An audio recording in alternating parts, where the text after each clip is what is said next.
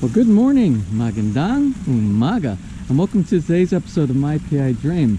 Well, as you might have noticed, I just walked by the fish pond back here. We've been having a problem, as many of you have identified that when you build a koi pond, you have to protect it from predators. Now, one of the ways I tried to do building this and designing this koi pond here was to build elevated walls. So predators that come in from the woods, they're pretty smart. They're pretty smart crackers. And when they see the height of these walls and they evaluate, they look and they see, like this is right here, they can see that it's going to be difficult if they get in to be able to get out. There's only really one vulnerability inside this pond, and it is my skimmer. Let me show you where the skimmer is on the back here. Back here.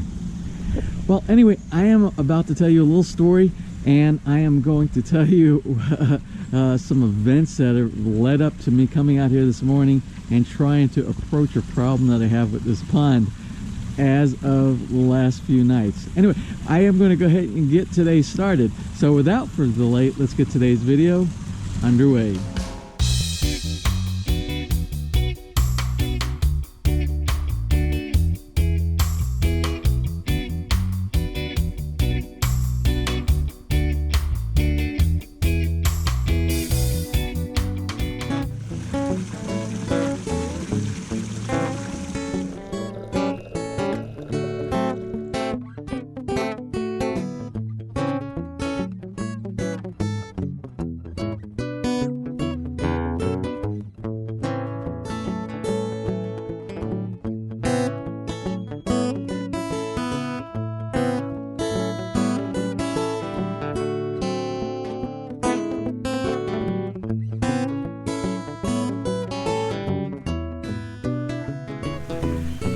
Well, I'm not sure if you noticed, but the yard is coming alive. We have, you know, there is rainy season in the Philippines. We are in the midst, the very beginning of rainy season in the Philippines. And I see this whole past week in the Philippines at our property at Feliz, I've been monitoring all the rainfall that's going. But so far so good on the drainage, no problems with water getting into the basement. So it looks like our pipe solution, our emergency solution for evacuating water from around that area, those low areas in the driveway, and the steps going back, it seems like they're holding out so far. Of course, we haven't had those tremendous rains yet, where it rains for like 7 days straight, like the sky is open, but we'll see. I think we're okay. So anyway, here it's been doing the same. It's almost like we have our rainy season here. For this past week, it has rained thunderstorms and crazy rain here almost every single day. It'll be a beautiful, like this, sunny skies, not a cloud. And then every afternoon, it's like what I remember when I was down in Florida. It was like a scheduled time every single day, around 2:30, 3 o'clock in the afternoon, 3:30, and all of a sudden the whole sky gets dark and it just starts dropping rain. Well, that's what we've had for the last week here. It's been raining so much I haven't even been able to cut the yard here. But you can see the banana plants are starting to grow like crazy. The palms are doing great. All the plants around the yard are doing absolutely fabulous. So let's go ahead and get with the topic for today's episode, and that has to do with finding out what is trying to get to the fish inside the koi pond. Well, anyway, today I want to employ your assistance and help me identify a criminal.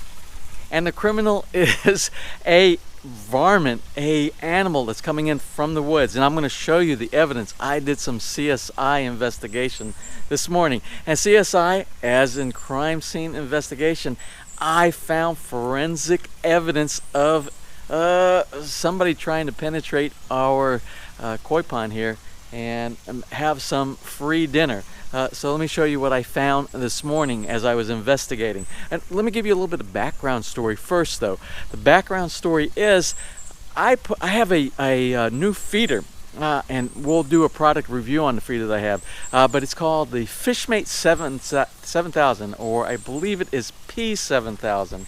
And let me show you what I've done, and I want to show you what it looks like, and I will show you what I've had to do to protect this, because we have some creatures that are trying to circumvent the evolution of feeding our fish here in the fish pond. Well, anyway, before we get started today on our investigation, our crime scene investigation, what I want to do is I want to show you a new product, and we'll do a full review on this product later on after I have an opportunity to use it the way it is supposed to be used. And it's called the Fish Mate P7000. And what it is, it's a programmed timer feeder for fish. The company that makes this, I believe they're out of the United Kingdom, out of the UK. And what they do is they make automated feeder systems for animals and for ponds. And what they do is they make this device that has a timer built into it. You fill a hopper with some food inside there, and then you can go on vacation and you can rest assured that your pets, your cats, your dogs, or your fish are being fed while you're gone. Well, the main reason that we bought that here is when Ness comes to visit over to the Philippines. Well, remember, I'm going back early. By the way, that is I believe we are on countdown 48. It's 48 days till I travel over to the Philippines and get back home to Villa Feliz and continue the build there. Well, anyway, while we were gone, when she leaves, we need about 30 days worth of fish feeding when she leaves before the fish go into a dormant state. They go into a hibernation state. So what we're doing is we're testing out a feeder that will automatically feed the fish a couple of times a day with a predetermined amount of fish food so that they don't starve to death while we're gone. Because when they go into hibernation, they eat nothing. When water temperature gets below like 50 degrees Fahrenheit, what happens is the fish go into a dormant state, and they just kind of hang around and just go into a slow motion state, and then they don't have to be fed again until it raises up above that temperature, which is sometimes it can be 3 to 4 months, which is for this area of the United States, it's like December, January, and then in March, about March is about what time they will start doing their feeding again. So it's about 3 months, but they need to be fed. So I had to find a solution without having a caretaker coming in and feeding the fish. We had to find a solution. So let me talk a little bit about our solution. Let's take a look at the Fish Mate P7000. Well, right now the fish feeder, the automatic feeder, is inside this little container over here. I have a Lowe's bucket over here with a couple of bricks, a couple of stones, artificial stones on the top of it. And you're saying to yourself, James, why do you have it covered up like that? What? It's not really a pretty sight to look at. Well, it's not a pretty sight to look at, and it's not a long-term solution. It is a temporary solution to a problem which we have talked about earlier today, and what we're going to talk about a little bit more, and that is varmints. What I'm having a problem with varmints. When I say varmints, there is some type of a wildlife that keeps coming here every day, and I don't think it's eating the food, but I think what it's doing, I think it's so smart, it's causing the feeder here to pre-dispense food into the fish to bring the fish up to the top, and this creature, this animal, is trying to get a free dinner using that type of common sense approach. Very smart creatures around here. What we have in this neck of the woods, so to say, we have fox, we have red-tailed fox, we have raccoons, we have possums, we have squirrels, we have rabbits, we have deer, and we have birds, of course, right around here. But the thing that seemed to attack fish, if you have a fish pond, and I've caught them in videos from CCTV in the past, are red-tailed fox and raccoons. Right now, we don't know which one of those previously identified animals that we have in this part of our neighborhood are trying to get into the fish pond right here. I have some proof, I have some evidence, and we're going to collect some more, and we're going to try to figure it out. If you think you know what it is, let me know what you think it is, but I will go along with the story this morning to show you some of the things that we're going to do to find out what is trying to get in, and then we're going to come up with a solution to hopefully prevent this from happening in the future, because we don't want any of our koi to start disappearing. Anyway, let's go ahead and take the cover off of the fish feeder so I can show you the product that we bought to do some fish feeding when we are away.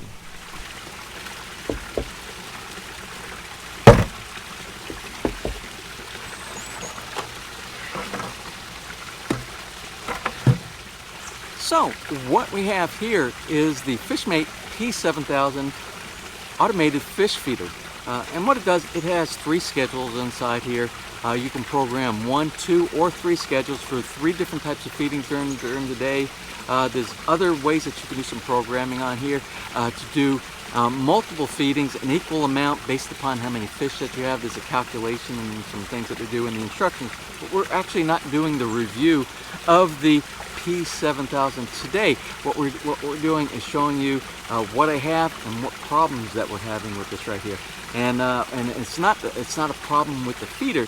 It's a problem with the pesky animals that come out of the woods, out of the wetlands that we have behind the house here, that are causing some problems with our pond here. And we're going to talk about what we can do to try to mitigate the problem.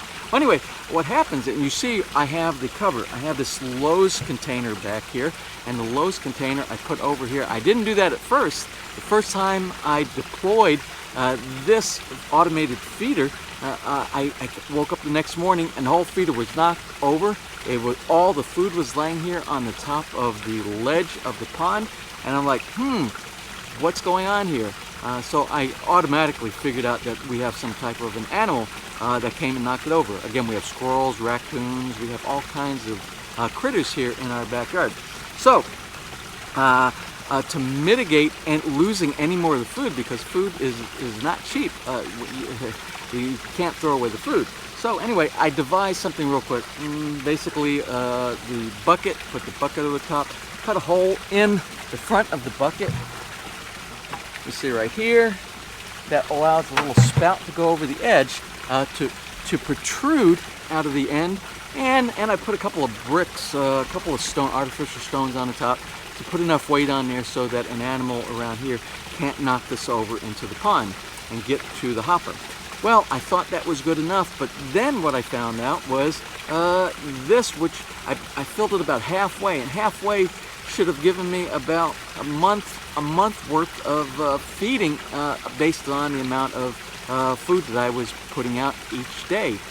And then I came out after a couple of days and the entire hopper was gone. My water was cloudy. I had to do some cleaning of the pond. So either this malfunctioned or there was another problem. Well, after doing I brought this inside, I set it up, I put a container inside the sunroom, and I let it do a deployment inside the sunroom, and it deployed perfectly the quantities of food that it was supposed to do. But then after careful examination, I looked at the tip of the little nozzle, the little pipe that goes out here. There's a little worm gear inside here, and what it does is it spins and it deploys the food based upon your schedule that you set up on the automated feeder. Well, anyway, I looked at the end of this, and it looks like a bunch of claw marks on here. So I'm like, I think we have something either trying to get to the food, or they are smart enough that they are knocking this down. And if you tap on this, I don't know if you can see, you can see it dropping. So if you tap on it, it will drop some food down inside. So they might be smart enough. I believe that they're smart enough. I don't think they're getting the food to eat themselves. I think what they're doing is they know if they tap on this and then they drop food, the fish come up to the top and then they can get to the fish. I don't know that that's the case. They could be trying to get to the food inside themselves. Squirrels in particular, they will eat bird food, and they will eat, I think they will eat food, anything that they sense, because you can smell the food inside this hopper. Anyway, what we have to do is we have to find out what it is, and then we have to come up with some kind of solution to stop this problem. And let's go ahead and do some more investigation. So if you remember, I showed you this very tiny pond back. I think it's only about a 50-gallon pond or less. And this pond back here, this is what we had before we did the koi pond over there. We used to have goldfish inside here. The goldfish that grow almost about half the size of a full-grown koi goldfish. So anyway, we had problems back here several years. We could go for almost a full year with no problem. And then from the woods back here, every now and then, and we've caught them. I've caught them back here. I've caught red-tailed fox going into the pond back here, and they've eaten all my goldfish in the past. Not much protection. We live on the border of wetlands right here, of woods. And those are consequences that you have living so close to the wilderness, to the wildlife that is right there. And the only thing that you could do with something like this is to put netting over, screen, and then that becomes unattractive. So this pond back here is no longer being used for fish, but it's being used for just listening to the waterfall, which is, it's right now I am doing a reconstruction of the waterfall. You can see back here, it's a work in progress. So I will continue to work on this, but this morning when I came out here, I want you to see what I found.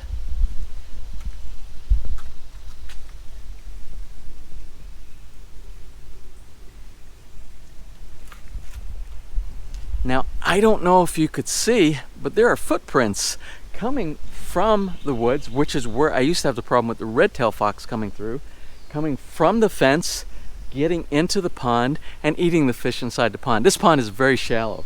It's maybe only 12 to 14 inches deep, and it's very easy for a predator to go inside and make a meal, make a fish fillet sandwich for themselves from fish that are inside there. And that's what they did in the past. I lost all my fish from that small pond. Again, that pond is going to be used in the future, and it's going to be used just for a waterfall feature, just to listen while you're sitting back here in this nice shady area of the yard. So anyway, so evidence I have claw marks on the distribution pipe that comes out of the feeder. I have paw prints inside. I have loss of food. Luckily, no loss of fish so far. But what I also found out is in my skimmer. I don't know if you see the skimmer right here. So this little piece inside the skimmer, I keep finding that pulled out. It's yanked out and laying back here on the other side of the blue, the decoy blue heron back here. So something is getting in. So the really only vulnerable part of this pond is a skimmer, because if there's an animal that gets inside, sometimes the fish will kind of travel into the skimmer over here and go around and go back inside the pond. Now, if any animal tried to get any fish inside, the best place for them to get is this opening where the skimmer is.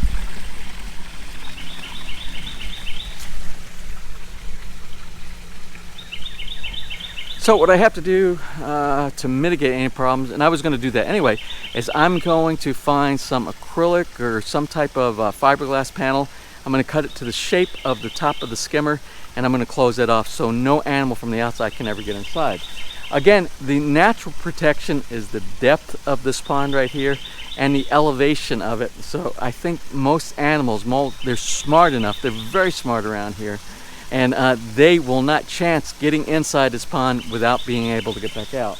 Now, something I did last night, I redirected one of our CCTV security cameras to the pond right here, this area right here, away from the back door of the house.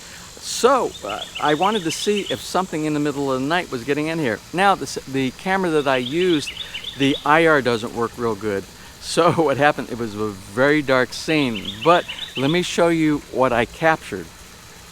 Now, what I captured, if you watch closely, it's kind of hard to see inside this video, is I have movement. It will trigger on movement in a specific zone that I set up.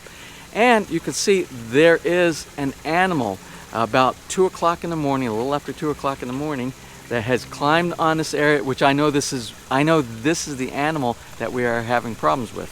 But you can't see it well enough.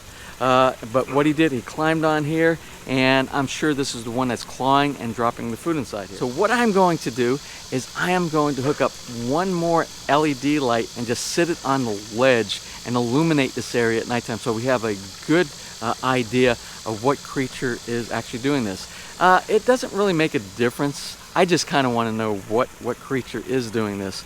And what I'm going to do to mitigate this problem is pretty much I'm going to build a better solution than this Lowe's bucket here. Well, I will build a box that extends out over the edge where no varmint, no critter, no animal can tap on the edge of the feeder and knock food and cause cloudiness in the pond. Empty out the feeder prematurely, because remember, when Nessa's gone, we need to make sure that the fish are getting fed properly here and they don't starve.